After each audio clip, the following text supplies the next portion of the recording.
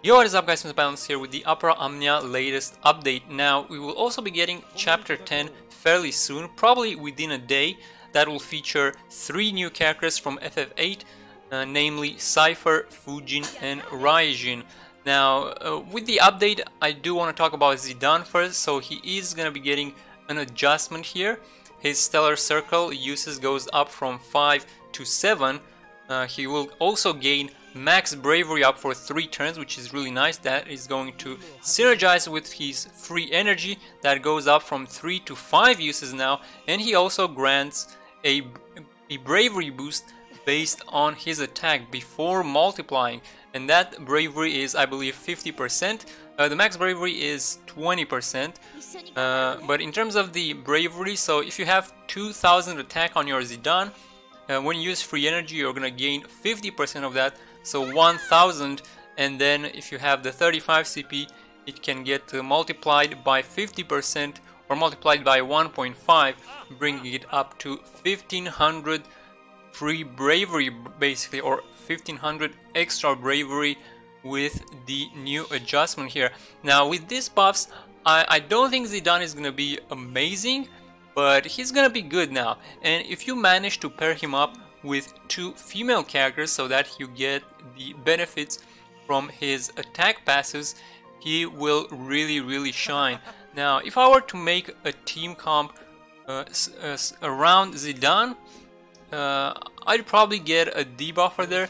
These days I really like running a debuffer, whether it be Tidus or Faris. So for Zidane, I'd probably go with Faris, and then I'll just bring in a lightning for even more damage, and he would work well with that team comp. The problem with Zidane, he's not going to be benefiting that much from defense down, since his free energy basically is not a brave attack, right? So that kind of sucks for him, because I would love to gain as much as I can from defense down debuffs.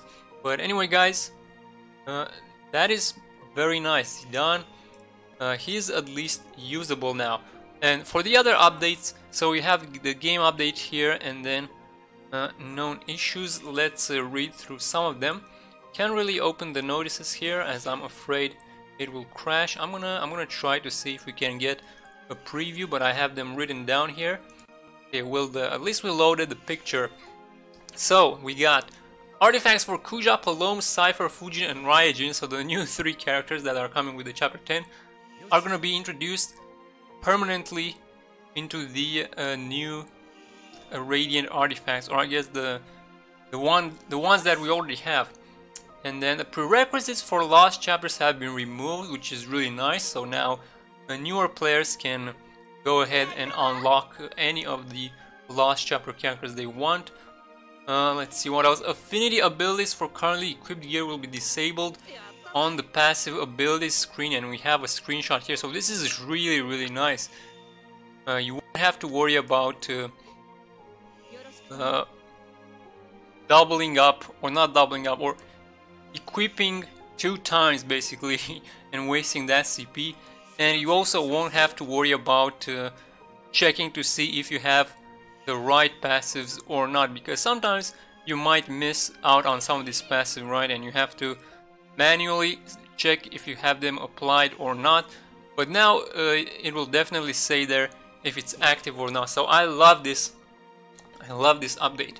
Next up, we got some terminology changes. So brave attacks without elemental attribute that are unable to gain an elemental attribute by enchantments or summon will now be referred to as elemental null attacks. Previously they were known as non-elemental attack. So for instance, Vaughn's Red Spiral is a non-elemental attack, but or it was known before as a non-elemental attack which didn't get an element attached to it. So now it will be named elemental null instead.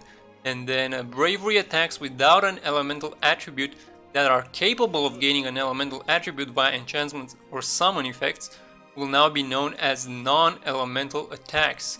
So bravery non-elemental attacks can receive the element.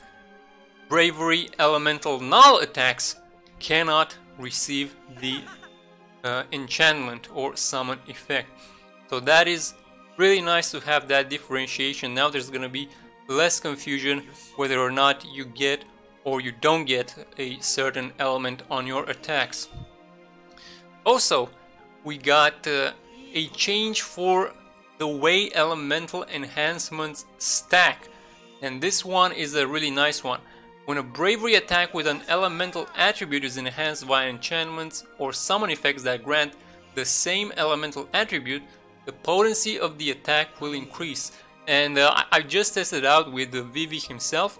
It looks like it's a 20% increase, and do keep in mind that if it's Ifrit, that's gonna be even more, since Ifrit gives you 20%, so it's gonna be essentially 24%, right? Because he gives that 20% extra. But anyway, for instance, if the boss is weak to ice and you're running Papalymo, he will get a 50% increase for his Umbral Ice. And then if you summon with Shiva, you will get an additional 20%, so that will go up to 70%. So it will boost up your damage quite a little bit, which is really nice.